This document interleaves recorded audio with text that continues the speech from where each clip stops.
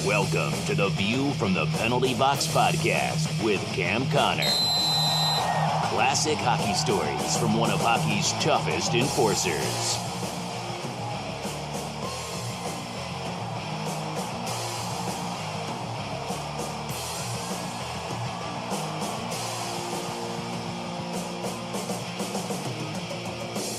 This is podcast 21. I'm Cam Connor and my son Kris. So we are back, and we thought with the tragedy of the Saskatchewan Junior Hockey League team, the Humboldt Broncos, and their bus crash that they were involved in, we thought it would be a great time to pay tribute to the team, to share some thoughts on what it's like to play in the juniors. And I know, Dad, that you had some really long bus rides yourself when you played junior in Flin Flon, Manitoba. So the topic of today's episode will be about the Humboldt Broncos, but before we do, we have a few things that we'll discuss, and we'll start with the fact that in, I think it was episode 1, maybe episode 2, Dad, you predicted that the Vegas Golden Knights would make the playoffs. So they have made the playoffs, and as of this recording, they are leading 2-0 against the Kings. So do you have any thoughts on that? And before you answer, I just want to say I noticed that none of the hockey teams that you've played for, the Rangers, the Canadiens, or the Oilers, made the playoffs. So you could talk about that, and you could talk about Vegas. Well, as far as the teams I played for and they never made the playoffs, that's pretty interesting, but I'm pretty sure that I didn't have anything to do with that. So it's just a coincidence, but they'll all be there next year, that's for sure. As far as the Vegas Knights are concerned, I know George McPhee. I played with George. I hung around with him for many years. I could go on and on and on about my relationship with George. And George is a very passionate man. He does what he has to do. Everything from, I think he played at 170, 175 pounds, but he would fight the 210, 220 size guys. And if you want to throw punches for 2 minutes, he'd fight you for 2 minutes throwing punches. So George is mentally tough and physically tough, and I just knew he had a passion for the game. He had spent 10 years with Washington Capitals, so he had a good insight into the various players on the other NHL teams. I think with the knowledge he had with the team, with the management that he surrounded him, so he got to pick everybody that would report to him. And so he did his homework. I said, before, George is one smart guy. So just based upon his passion for the game, his knowledge of the game, surrounding himself with good people, George wasn't trying to make friends with the other GMs when he was trying to get whatever players were available. His goal was to make the Golden Knights the very best team. And if some of the other GMs got mad at him or they thought he was being ruthless or taking advantage of situations to get their players, too bad. And so I knew George would do whatever he had to get a good team in there. And it's interesting to see how the city of Vegas has actually really supported the team. Well, that I didn't expect. I said to myself, Vegas, if you've been to Vegas, there's a lot of venues where you can spend your money. There's concerts and there's UFC fights, and it's a capital for a lot of events, and Cirque du Soleil. I mean, there's just no shortage of things to do when you get to Vegas. So hockey was the concept that it's going to be like Phoenix. There's going to be a lot of Canadian tourists there, and they love their hockey, and so automatically they'll want to go see the games. I didn't really know. Sure, they had to sell 12 or 13,000 season tickets, and they did that. I think if you get a team like Washington was when they came into the league, I don't have my stats in front of me, but I don't even think they made the playoffs for 10 years. They were the worst team. They were boring. They didn't sell the game of hockey. And so I believe it struggled there for a long time. Same with Los Angeles. And so when you get a team in front of you that can entertain you, that can win games, that can score goals, all of a sudden, this is a more entertaining hockey game in front of you, and it starts to grow on you, and you got to get back to the next one. And so with Vegas winning all their games and doing very well, that helped sell the game the very first year. So what an awesome start, and congratulations to George and all his players and management. Just an outstanding job. Kris, yeah, I predicted to get into playoffs, but I got to be honest, I had no idea that they were going to end up, and I don't know if it was first or second in the league when the season was over for total points. I would never have guessed that. So I don't think there's anybody that would have been able to say to you that the Vegas Knights were going to end up second or first in the whole league at the end of the season. I think your goal as an expansion team is, you just want to make the playoffs. And I've talked before when I played in Phoenix, our very first year as an expansion team, we made the playoffs, and that was a goal of every expansion team. And I believe that Phoenix Roadrunners was the first team to ever make the playoffs. And there's one of the fans that pointed out to me that Sandy Huckle got Coach of the Year. So, how bad a coach was he? That was the question. And he wasn't a bad coach, but he was a boring coach. He played a style of hockey that wasn't selling the game. We made the playoffs, but it never sold a game of hockey in Phoenix. Whereas George's team, they got an entertaining team, and they're successful. So that's what you strive for. It's a team that can sell the game of hockey and win. And that's exactly what the Vegas Knights have done, Kris. So your Twitter's been pretty busy, so we're going to go over to a couple comments from there. But before we do, we want to thank everyone for their feedback and reviews on iTunes. Appreciate the stars, we appreciate the reviews, and we read them, and they keep us motivated to keep recording. We also wanted to thank everyone who has purchased any View from the Penalty Box merchandise.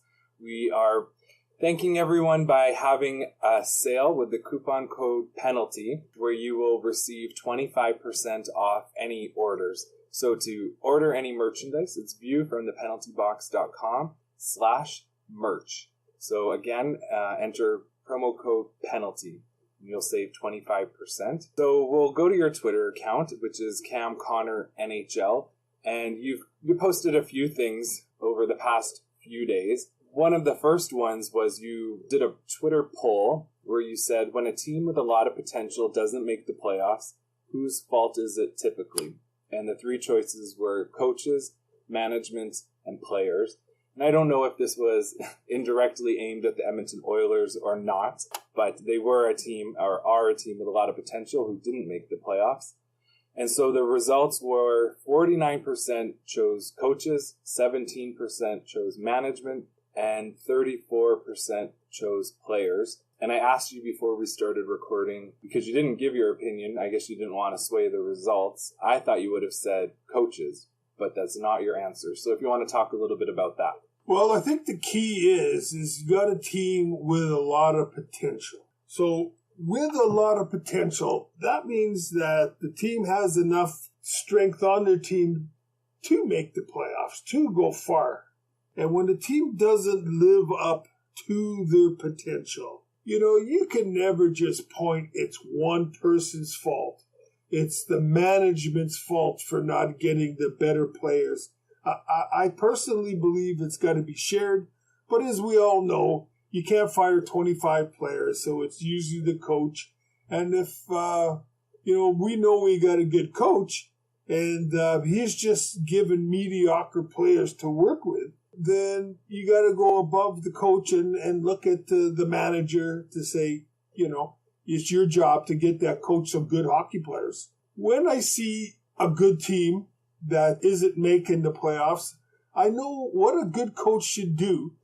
If he hasn't got real good players to work with, and you're a good coach, usually they get them to play the players to play at another level or two above their potential. Because a good coach can motivate you every single game. And you, just like what's happening in Vegas, they've got, what were, I don't know if this is, I don't mean it to be negative, but casts off. Guys that they didn't protect. So George got those players. Their coach has got them playing at another level that they don't believe that they're the fourth line players. They think, hey, The coach loves me. I love this new opportunity. And you can bring out that talent. You just need people that know how to bring out the player's talent. So I think it's a little bit of the coach's fault. Because, again, I believe a good coach can get you to play at another level. I've seen it over the years. I've seen some pretty shitty coaches, as I've said in past podcasts, that say, well, it's not my job to motivate these guys. So they're taking the easy way out, and just by showing up, they think that, they should be good hockey players every night. It's way more complicated than that. So to sum this up, I would say I gotta start with at each level. The players, I think they gotta have some pride, and they gotta do, starting in practice, you play the same way you practice. So I've said before, you can't just show up to practice and go through the motions and then you turn it on for the game. Doesn't work that way. And as a good coach, he knows that. So he's going to work you hard in practice. And when you have scrimmages in practice, there's going to be body checking. I think that the players, there's always, they got to take some of the blame when their team hasn't reached their potential. The coach takes a lot of the blame because he's the ones that says, Kris Nyland, get on the ice. Cam Connor, get on the ice. Larry Robinson, get on. If you're just sitting on the bench and you're putting the wrong guys that play with heart and can make a difference on the ice, and you just keep them on the bench, then it's a bad decision on the coach's part. So the coach has got to know what each player can bring to the table and give that person an opportunity to be a leader. And then, as I said earlier, the management, if you just keep giving the players, the coaches, just minimum to work with, what's he supposed to do? You're not going to have a lousy team and he's able to bring it up to a better level. They're not going to win a Stanley Cup. They may not even make the playoffs. So I really do believe that blame is shared between all three. But at the end of the day, the manager could always fire the coach. The coach can't fire the players. He can bench them or try to send them to minors. So, and unfortunately, it does fall on the coach because he's the guy between the players and the management. So at the end of the day, he's the one that's got to answer for how the team does. So how do you determine when it's time to fire a coach? Well, I mean, that's a good question because there's been some good coaches that have been fired that probably shouldn't have. But sometimes the management, they feel, well, there's a lot of pressure on me. We're not winning. I got to do something. So as I said, you can't fire 25 players. So out of desperation, they fire a good coach. For me, I think that if you, as a manager, know that you've got a good coach, I think that you've got to give him every opportunity to build that team and help him every single year. And, after 2, 3, 4 years, keep adding some good players and they're not making the playoffs or they're not living up to their potential. I think that's but you got to give them time. You just can't give them 2 or 3 years. Like I saw at Edmonton, there was 2 or 3 coaches that didn't last very long. And, the word on the street, and, it's easy to criticize after the fact, but I believe you gotta give them, you bring them in there, you give them 2, 3, 4 years for sure. And every year you should see them going in the right direction, not going backwards. So I think it's a case by case as to when you make the move if you're a GM. And the last tweet that we'll talk about quickly was this one actually got a lot of interest, including from Kris Nyland. You said, hockey fans curious on your thoughts on this. Are goalies fair game to be body checked if they leave their crease? And I would say, going through your Twitter account, it was about 50-50. A lot of people were saying that goalies are fair game if they leave the crease. Some fans were saying that their equipment aren't made to be absorbing big body checks and you should leave them alone. So what are your thoughts, Dan? Well, first of all, could do you remember what Kris Nyland said within the tweet? He just wrote, I kind of like that idea. Yeah. Which I interpret as if the goalie's out of the crease, he's fair game. I sort of agree with that. You might talk to 100 NHL players and get, 60 different answers. But I agree with Kris. There's a certain time of the game. Like, if the goalie's out of the net and the game is tied or we're down by a goal, I would maybe get in the goalie's way so it takes him a little longer to get back to his net. I don't think I would run him. Now, the only people I would run is, we all know the names from back in my day. I don't see the goalies doing this today, and I could be wrong, but there was guys like Hextall that played net in Philadelphia. There was a guy named Billy Smith that played net in New York Islanders. They're just prime examples. That if you went near their net and tried to screen them, you're not even in the crease, they would take their goalie stick, and two-hand you over the ankles. They would try to break your ankles, those guys. Now, those guys, when they went out of the net, you know what? If you want to give it, you better expect to get it. So I don't think I would run them too hard, but I would have, it would be a case by case, but I probably wouldn't run them like I would a defenseman. But I don't think I ever have. But there is a couple goalies that I don't particularly like because of the way they would play. And if you look at those two guys that I talked about, you look at the team. They had tough players on the team.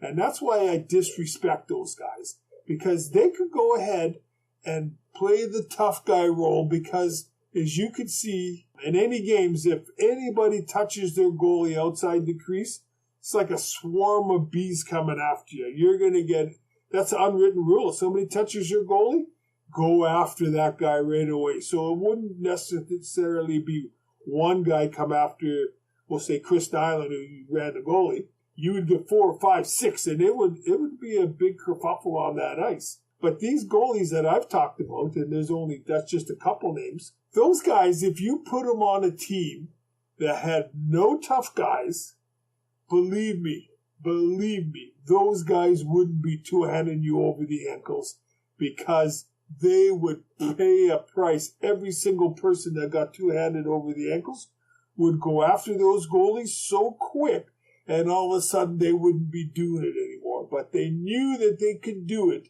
because they had all that backing. And those guys can't even fight. Hell, they're goalies, right? I mean, I remember I won't even tell that story. Tell it. Well, I'll tell part of the story. I fought a guy one time when I was in the World Hockey. I didn't think I did anything to him, but he took his goalie stick and he broke it right over my back. Like it went in two. He alka-bombed me. So I got to go after the guy. He wants to fight me, but he keeps his mask on. He keeps both gloves on, and he's got the broken half of the stick.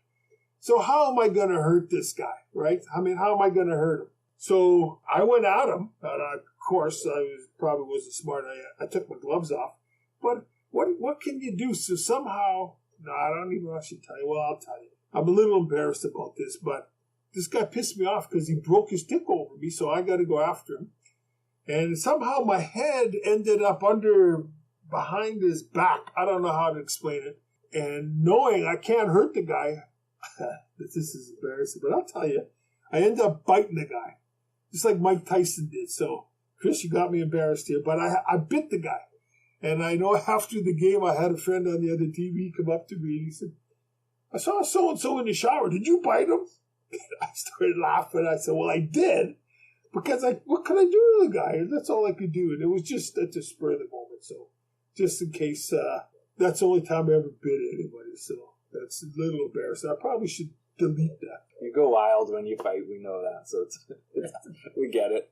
So yeah, I'm kind of embarrassed. But yeah, so just to sum it up. I think that the goalies, if they just go out of the net and they move the puck and they're coming back. For me personally, and they just want to stop pucks, I'd leave those guys alone. But the guys that will two-hand you and play the tough guy role, when they get out of the net, you'll find that those same guys will try to get in your way near them, and they'll do everything, to prevent you from getting at that puck, and you should be able to do the same thing. So there's certain goalies that definitely deserve to get run, just based upon, and I'm going back to my day. You don't see too many goalies today ever doing anything to hurt anybody in front of the net. Not very much at all.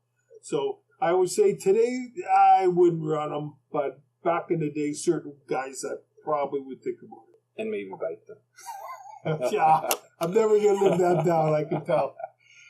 So thank you for interacting on Twitter. Again, it's Cam Connor NHL. You can also send us an email at viewfromthepenaltybox@gmail.com. We'd love to hear from you. So now we'll transition to the main topic today, which is the very sad news about the Humboldt Broncos. I think as of today's airing, there have been 16 people that passed away in the big bus crash. A lot of the players were between 16 to 20 years old. There also was the head coach, athletic trainers, the driver, a lot of people involved with the hockey team. I'll just read what you tweeted because I think you wrote it very well and succinctly. So you wrote, Dad, on Twitter, "You're devastated about Humboldt. Hockey at age 16 is the purest time to play hockey. They make just a stipend to get by, with long bus rides to get to games. The players play hockey because they love it, because they love their teammates, and because hockey is in their DNA. Rest in peace." And then you talked a little bit about the importance of a coach in junior hockey. So you said, "To Humboldt Broncos head coach Darcy Hagen," hopefully I'm pronouncing it right, "a junior hockey coach is a hero and mentor to his players. He not only makes them better hockey players, but he's training boys how to become men. A coach's love of hockey takes them away from their own family again for a little money. Ask any pro who their hockey hero is, and I bet a lot would say their junior coach. Mine was Patty Janelle, who was one of the only people who said I could make the NHL. Darcy Hagen, thank you for leading our boys. Canada mourns your loss and acknowledges your dedication." So do you have anything more to say about this tragedy? And then I guess you can talk about your time in juniors and all the long bus rides that you took. Well, I don't think there's anything left to be said about the Humboldt Broncos and the bus crash. I know, seriously, I know when I played in Flin Flon, our closest bus ride was a 9-hour bus ride away. Then we would go on the road for 2 to 3 weeks, and we'd start, and for you Americans that are listening, you might want to get your map out. We would start in the province of Manitoba and go all the way across the prairie provinces to British Columbia, playing all along the way in the various cities and then playing all the way back. And by the time that 3-week bus trip is over, you're pretty happy. What happened to Humboldt? I used to think about that 30, 40 years ago, that I wonder why I've never heard of any buses crashing or accidents and people killed. In Flin Flon, I remember, as I said, our closest game was 9 hours away from Flin Flon. After the game, you can't sleep, you're wide awake, and I would stand in the very front of the bus, talk to the bus driver for hours and hours and hours. And some guys, I guess, could sleep or read or whatever they did back in their seats, but I stood up for 4, 5, 6 hours straight, just watching the roads at nighttime with the bus driver. There's been many nights. It's a 2-lane highway. It's 2 in the morning, 3 in the morning, and that snow's coming down, and I can't really see much. And I would say to the bus driver, "Hey, could you see the roads?" He'd be, "Well, yeah, pretty much."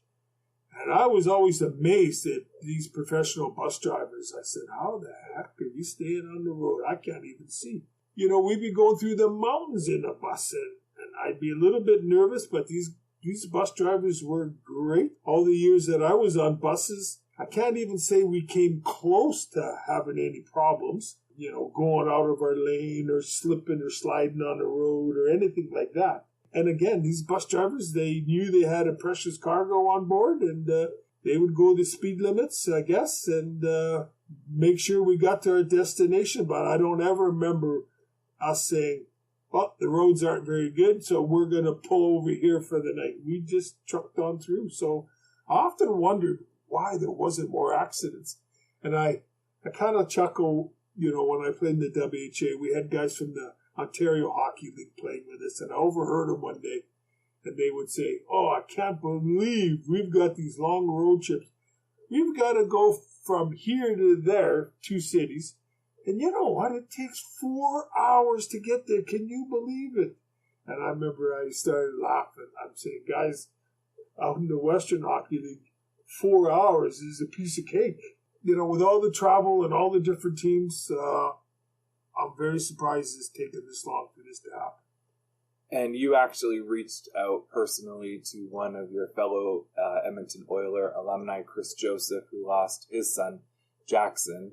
And it just shows what a small world Canada happens to be, a small country, because I work with his daughter. So he lost his son, she lost her brother. And so I know he appreciated you reaching out to him, how tough that must be. And he actually went and did an interview a couple days, maybe 3 or 4 days after his son passed. And the reason he did that, we think, is to show people just what a special guy his son was. And he wanted to make sure people knew that. Well, I take my hat off to him. I thought about that. We all saw that interview by Kris Joseph. And I know for me that I probably would want to do the same thing if something happened to somebody I loved or in my family. But I know that I wouldn't be able to talk. So I take my hat off. He's a stronger man than me. I wouldn't be able to get the words out. And I don't want to make a spectacle of myself. And I couldn't have done it. He's a stronger person than me. So I know that you wrote some notes about some special junior hockey memories that you have. So if you want to share some thoughts of your time playing junior. Well, when you and I discussed what topic it's going to be today, I decided that maybe I better just put some bullets down as certain thoughts come in my head, and I write it down. And, in no particular order, there's just certain things that maybe is a little amusing, maybe it's interesting, maybe nobody cares, but I'll just tell you a few of the things that I've written down about traveling on buses. And I did more than my share in junior hockey. And I played at that same level as Humboldt. I played in Manitoba, and there was a team called St. Boniface Saints. And we had 3 or 4 hour bus rides in junior, and obviously less. So I've been traveling on buses since I was about 16, 17, with the hockey teams. And even when I got sent to the minors with the Rangers, well, what do you think? They don't fly you anywhere because everything is a bus. So I've spent more than my share of bus rides, that's for sure, playing hockey. And so some of the things is pretty weird what I'm thinking about here. But let's go back to junior. And back in my day, in the Western Hockey League, so that was the top junior league in Canada, in Flin Flon, we were not a wealthy team. They made us work in the mines. We worked 4 hours in the morning in the mines. The hockey team was subsidized by the mining company called Hudson Bay Mining and Smelting. And that's who we worked for. And so we succeeded. We stayed in the Western Hockey League because our expenses was written off by the mines. And as things started going downhill for the mines, Flin Flon had to leave the Western Hockey League, and they are in the Saskatchewan Junior Hockey League. And so it's a little bit different. But not being a wealthy team, we would only draw anywhere from 250 to 500 people to our games. And, I don't recall what some of the other cities, but you were losing money back in my day when you owned a junior team. There's probably a few that made money. Today, it's not uncommon to have 4,000 or 5,000 in the stands, first-rate arenas. That wasn't the case for us. So when we would go on the road, this is pretty funny. We had one pair of hockey underwear. That's all the team would buy us. And again, it's not like today where it's like kind of like pajamas, the top and the bottom. Back then, it was like one long piece of underwear with a trap drawer with a button for your butt area if you have to go to the bathroom. And it was, like I said, one length. So when you're playing junior, especially when you're getting lots of ice time, you're sweating. And when the game is over and you got to travel to the next city, they would just we were told just put your equipment and everything that you're wearing in your hockey bag, and the trainers carry it out, throw it under the bus, and you travel to the next city. And maybe you get in early in the morning, so you go right to the hotel. And the trainers are tired too, so they would go to bed. And then when we get to the arena for the game, then you would carry your own hockey bag into your dressing room, and then you would hang everything up, and it'd still be wet from the night before. And again, we'd go on the road for 3 weeks, and they did not, this is accurate, wash the hockey underwear back in those days. It would be soaking wet, you throw it under the bus, and then when you get to the next game and you're hanging your stuff up, your hockey underwear is frozen solid like a block of ice. And you go, oh my God. And you'd have to pull it apart to try to be able to get it on. And then as you're putting your legs in, it's just ice cold. And it's stinky and sweaty. And so we would have to go 3 weeks wearing the same underwear without it getting washed. And little to say, some guys would get pimples on their bodies, and it was gross. So that's one of the things I remember about traveling by bus in junior. I think today what they do is, well, I don't even know what they do, because I guess if you're in one spot for a couple of days before you got to go, well, then you can wash things up. But on our day, you were gone that same night on the road. You never really stayed anywhere overnight because it would cost too much money. You just travel to the next city. Sorry if anyone's eating while they're listening to this. True story. Like, it was gross, but when you eat as a pro, you would revolt. But as a 16, 17, 18, 19-year-old, you can rough it. There's not a problem. That's just what you do, right? So, and even when you get to the hotel rooms, because we were a poor hockey team, there's 2 beds in there, and sometimes they put 1 or 2 cots in the room so that you didn't have to pay as much. But you don't care. That's just what you do. Again, when I think about bus trips, sometimes those buses saved my ass. I know that. There was a couple cities, and I may be wrong because it was many years ago, but I remember when I was with the Winnipeg Junior Jets before I went to Flin Flon, there was a city called Yorkton, Saskatchewan, or a little town, whatever it is, and it was about a 5-hour bus ride away, and we went in there, and it got to be a rough game. And Yorkton was in the Saskatchewan Junior League, and we were in the Western Hockey, so we were better, but they come out and they played rough. And you know what? You want to play rough, I can play rough too. So I just stepped it up a notch, and I guess the fans got pretty excited. And when I was leaving the ice, they tried to get me, but they couldn't. And then, and again, this is why I'm not 100% sure if it was Yorkton, but this city or town, you could drive your bus right in under the rink, and they parked the bus like 2 feet from the dressing room door because the fans wanted to get at me, and I quickly ran onto the bus and they couldn't get me. And the same thing happened in San Diego, I think it was, in the WHA. I guess I was causing enough shit that some of the fans were after me after the game, and I had to be escorted onto the bus. So buses saved my butt a few times, I can tell you that. I remember when I was with that Winnipeg Junior Jets, it was kind of interesting because we had it right off the bat. We had a 2-week road trip, and our coach told us it's going to be really rough hockey, and I'm 18 years old, and only Cam, you, and Blair, his name was Blair Stewart, you two are the only guys allowed to fight on this whole road trip. Now, believe me, we're going to play at least a dozen games. Come on, just the 2 of us? That was goofy, right? So, anyways, it was a long trip. But anyways, on that trip, I think it was Swift Current we pulled into. And as we're coming into town, a bunch of people knew it was the hockey team's bus, and they pelted it with snowballs, just a lot of them. So the coaches, they said, they just pulled the bus over, and they told us to get out and go get those guys. So we were running in and out streets chasing these guys that threw snowballs at our bus. We didn't catch anybody because, when you're getting chased by, not that I was ever chased by cops, but I know you can run if cops are ever chasing you. So these guys, they knew that they probably couldn't take the hockey team, and they ran pretty quick. And so, the coach told us to go get them. So we chased them through the neighborhoods. That's pretty weird, isn't it?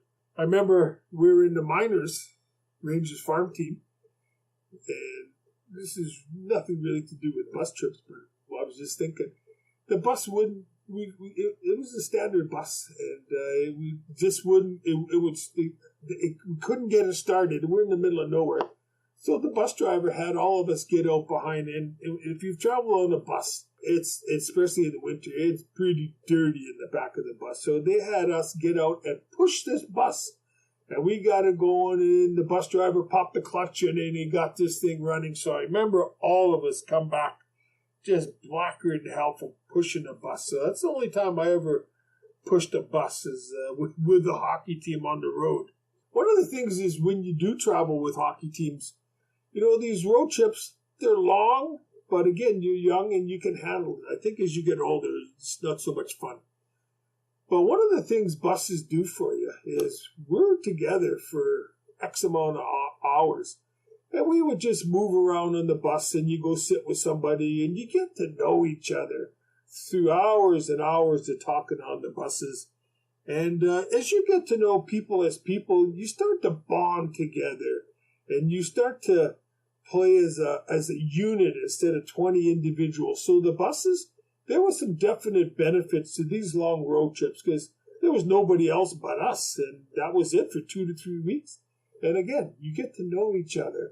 And there's some really positive times that, you spent just sitting there talking to somebody who you didn't know that well, but, he's awake and you're awake, everybody else is sleeping, so you go talk to each other.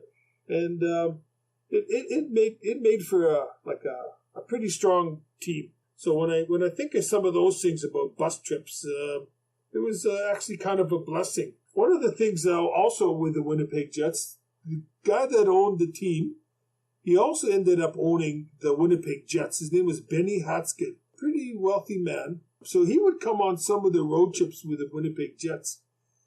And so when you're traveling for hours and hours, they always have bathrooms in the back of the bus. So Benny would get up and he'd walk through, because everybody sits in the same spots on buses. So the management always sits in the front 2 or 3 seats, players behind them. So Benny would be in the front seat, and so he'd have to go to the bathroom. So he'd walk to the back of the bus. And anybody that's been in any of these buses, and for the most part, they're pretty stinky back there. So Benny would go back there, and if he had to take a leak, he'd stand over the toilet, and the bus is driving, and the bus driver, he had a sense of humor. And what he used to do, when he figured that Benny had his pants down and was peeing in the toilet, he would start swerving the bus. Benny would come out, and he'd pee on his pants, and he'd say, "What the hell are you doing?" And the bus driver would say, "Oh, a deer just ran out in front of the bus." And we just started laughing. And I don't even think that the owner ever caught on, but he'd do this 3 or 4 times. An old bus driver, he kept it interesting for us. So, whatever happened to that owner? Is he still alive? No, Benny's not alive today, but he was a pretty good guy for hockey. The rumor was he was associated with mobsters. I don't know if that was true, but it was good that Benny had the money and he went and brought in some hockey teams like the Winnipeg Junior Jets. And again, he was responsible for bringing in the Winnipeg Jets of the world hockey. So hats off to you, Benny. These bus trips, yeah, you can sit and talk to guys and you try sleeping and I don't know about the buses today, but back then, you would be on them so long, your butt would get sore. You'd have to just stand up because you're getting stiff. And if you were a vet, you get 2 seats. And if you're rookies and there wasn't enough, you have to sit with somebody else. But, when you're a bigger guy, you just can't get comfortable. The seats would only go back about 6 inches. You bring pillows on the bus and you try to stretch out. It was so uncomfortable, but you just learn. You're tired, you fall asleep, and you get up and your back is stiff because you were laying in there. And you have your legs across the walkway there, and you'd have it into the other guy's seat. And so when you had to travel to the back of the bus, you had to stand up and walk on the arms of the different seats in order to get through the maze of legs sticking out. So that's what I remember about the bus trips is just the bodies that was trying to get comfortable. And so for me, because I wasn't a vet, I was a rookie in Flin Flon, but I was a tough rookie, so I said I'm having 2 seats, and so nobody bothered me. But that's really where I learned, what do? You can only look outside so long. So I started to learn to love to read. And on the road trips, hours and hours, I would buy magazines, and little by little I like nonfiction books, and then I'd buy. And so I got to say, the bus trips, the plane trips over the years, that's where I learned to start loving reading. So I got to say thank you to the bus trips for that. The coaches, as you're driving in after traveling on buses for so long, you get to the outskirts of the city, and the coaches would kick every single guy out of the bus and say, okay, walk to the rink from here. So you'd have a half-hour walk to the rink, which sometimes it was pretty cold, and you're saying, hey, it's too cold up, but they didn't care. They wanted you to loosen up on the way to the rink because you got to go in and play right away. So we would walk in from outside the city, a whole hockey team on the side of the road, and you get to the rink, and that's just what you did, right? When you travel on buses, like the minor leagues, like the junior leagues, they give you money for meals, but it's not very much. And so you never go into a nice restaurant. It's always pull over, there's a McDonald's. So you eat more than your share of fast food. Or if there was a Mac store, a 7-Eleven, or a Circle K nearby, you ran in and you grabbed some junk food. And so the buses, they weren't exactly the healthiest, as far as, traveling and eating in very good spots. But that just comes with bus rides. The last thing I'm going to say when I think about buses, let's go back to Flin Flon. So if our closest game was 9 hours away, so if you look at, for the Americans listening, if you look in the province of Manitoba and you see where Winnipeg is, Flin Flon is way up north, kind of northeast of Winnipeg. So when teams were coming to play us in Flin Flon, if it took us 9 hours to get there, you knew it was at least a 9-hour bus ride for another team to come up and play us. And so our coach always made sure that he had a tough hockey team in Flin Flon. Before I got there, Flin Flon had tough hockey players. And I know that at 17, when I was out of Winnipeg, I think it was 16 or 17, I was in grade 10. And my mother had called a school, and she said, hey, the coach for the Winnipeg Junior Jets asked if they didn't make the playoffs. They got 5 games remaining. There's 2 games in Flin Flon. Would you go play with them up there? Oh, I ran all the way home from school. I was so excited. What I found out later is because I never followed hockey, as I've mentioned before. I didn't know anything about junior teams, who's tough, who's not tough. I had no idea. So I found out later that they asked 4 or 5 other hockey players that played in the Manitoba Junior League to come and play with them and go to Flin Flon. So I would imagine that the players that they asked, in their minds, they were better than me. And these guys said, oh, you go to Flin Flon? No, I don't think I want to go. These guys all said no because they knew what was in store for them when they go to Flin Flon. I was ignorant. I had no idea that it was going to be rough hockey. So I go up there, and I play my old aggressive game, running everybody. I mean, I just took the body every time. I never went after the puck. I took the body. That's just how I learned how to play hockey. And if you take the body, fights are going to come. So I was just aggressive as anybody else. So the coach in Flin Flon told me 2 years later, he said, when you came up there at 16, 17, whatever it was, 17 maybe, I was wondering, who does this guy think he is? Because, I just played my normal game. He said that's when he first noticed me. So, anyways, make a long story short, it was tough teams even back in those days. So, where I'm going with this is, there is a place called the PA, Manitoba, PAS. And it's, I'm going to say, an hour and a half from Flin Flon. Because our team, what our coach told us, he said, I don't care what the score is after the first period. Just run the heck out of these guys. I don't care. Fight them. Do whatever, but make it miserable that whole first period. So me and the other guys, we had no problem doing that. So, like I said before, that after my first 8 games playing for Flin Flon, I had no points and 82 penalty minutes and a 2-game suspension.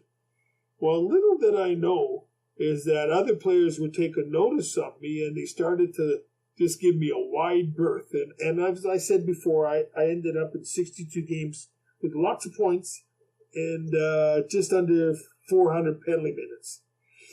And so myself and 3 or 4 other guys, we played aggressive hockey, and it didn't matter if we were on the road or at home. That's just how we played. But when you come to Flin Flon, you're going to get run and beat up. You win. Simple. That season, I would say the day of the game, you skate in the morning and teams are busing up, and they're going to get in at whatever time, go to the hotel, and then go to the rink. So many times when you're sleeping in the afternoon, the day of the game, we would get phone calls. We were all living with billets. And the billet would wake you up and they say, "Oh, there's no game tonight." What do you mean there's no game? Because the weather was fine. I mean, it was snowy, but it was always snowy. And they say, "Yeah, the team, they've got like 8, 9 guys that got the flu. And so they can't, they don't have enough players to play the game." And we used to laugh because we would say they got the Flin Flon flu because they knew what was going to happen. And it's probably like when you went in to play the Flyers or Boston Bruins back in the old days. You knew when you played those guys, it was not going to be fun. And so these guys, they were able to, you can't pull the chute when you're playing pro. But in junior, these guys would say, "Oh, I'm throwing up. I'm in the back of, And so the coach would say, "Well, I guess so." We got 4 games that year. I think maybe more, but I'll say 4. The games were forfeited because they couldn't field the team. And we knew that it was because we scared the hell out of these guys. And so there you go. That's called the Flin Flon flu. So that's just a couple of my stories. I've got a few more, but I've talked enough. Well, I think the Flin Flon flu, try saying that 5 times fast, is a good way to end. So again, we pay tribute to the Humboldt Broncos, and we thank you for listening. And we hope you share the podcast with other hockey fans. We need your help getting our name out there, and we appreciate you listening. So until next time, I'm Kris. And I'm Cam. Thank you very much.